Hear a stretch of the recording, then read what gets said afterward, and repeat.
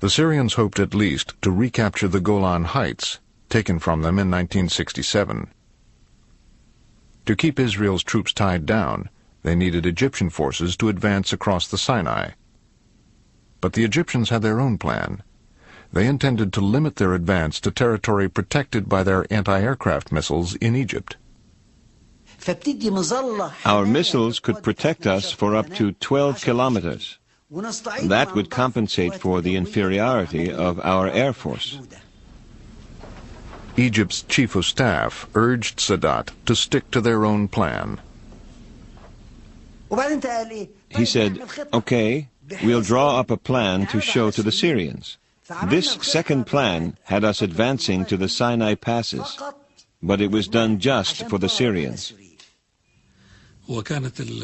So it was agreed that the Egyptians would advance to the passes. They would pause to reorganize and then go forward again. Meanwhile, we would occupy the Golan Heights.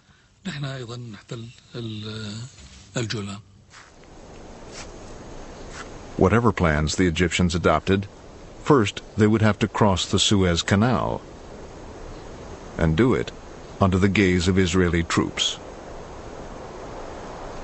The enemy are just 200 meters away. I can see them, they can see me. How can I catch them by surprise? I must hide my intentions.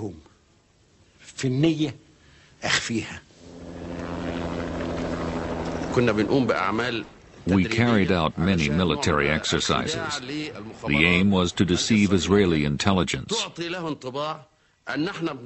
We wanted them to think we were expecting an attack from Israel. Now, the presidents of Egypt and Syria also set out to deceive their fellow Arab, Jordan's King Hussein. They claimed Israel was about to attack them. Sadat and Assad were worried about an attack on Syria that could have one of its hooks come through northern Jordan. In the final analysis, I assured them that as far as we were concerned, no one is going to use our country to attack anyone. King Hussein smelled a rat. The last time Egypt and Syria had maneuvered him into a war with Israel, he had ended up losing a large slice of his kingdom. So he flew off alone, telling no one he was going to meet Golda Meir. I was very concerned and worried that a state of no peace and no war was going to end us up in serious difficulty. King Hussein talked about only one thing. He warned us to expect an attack from Syria and Egypt. The Prime Minister received the king alone, but the head of Israeli military intelligence was listening, as Hussein warned of the Syrian-Egyptian preparations for war. She was not convinced this information was reliable. You see, King Hussein himself was not 100% sure. Instead of mobilizing the Israeli reserves, Golda Meir kept in place the usual 450 troops along the canal.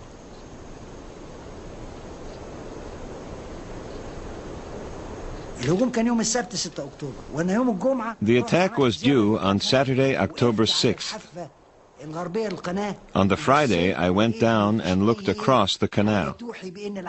On the other side, nothing was moving. I went back and told Sadat, "They can find out now. I don't care."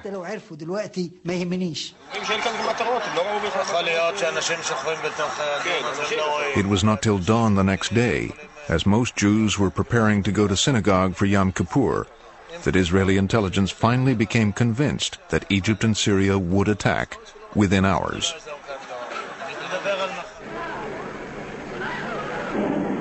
The Israelis heard the call to arms on the radio and from rabbis in their synagogues.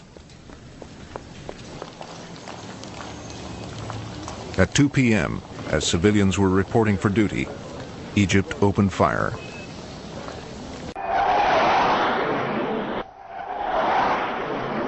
it was aimed as a limited operation. The land was not my aim at all. I wanted only to prove to the whole world that the Israeli theory of security would collapse and we would cross the canal and we could capture the Barley Line. These were my aims. Our troops crossed the canal. They were shouting, "God is great, God is great," and they planted the Egyptian flag on the Sinai itself.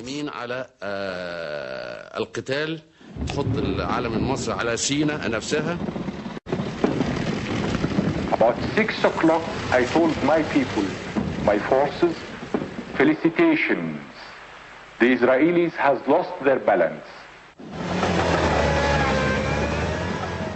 Sadat's armies drove the Israelis from the Suez Canal.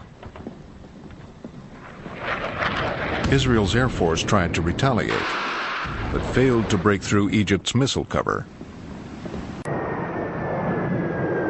I remember coming to the canal when I arrived in my division after 24 hours of going with our tanks across the desert on chains. I saw a young officer. He said, he looked at me, was like that. As he could not believe, he said, "We cannot stop them. We cannot stop them." Our forces, for the first time, suddenly felt that they cannot stop the Egyptians.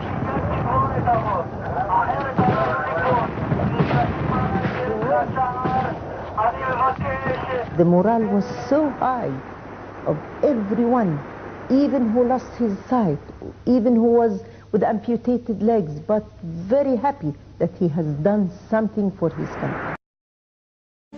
The Egyptians advanced 8 miles into the Sinai and then stopped, as planned. In the north, Syria's attack also caught Israel off balance. 600 Syrian tanks rolled over Israel's defenses and across the Golan Heights.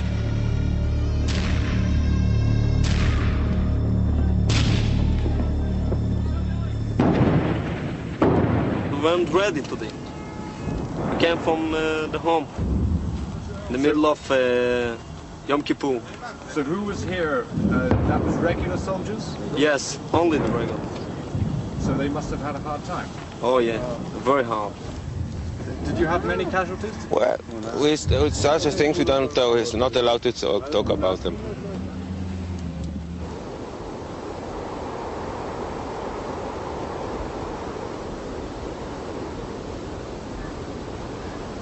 The Syrians were expected to press their advantage.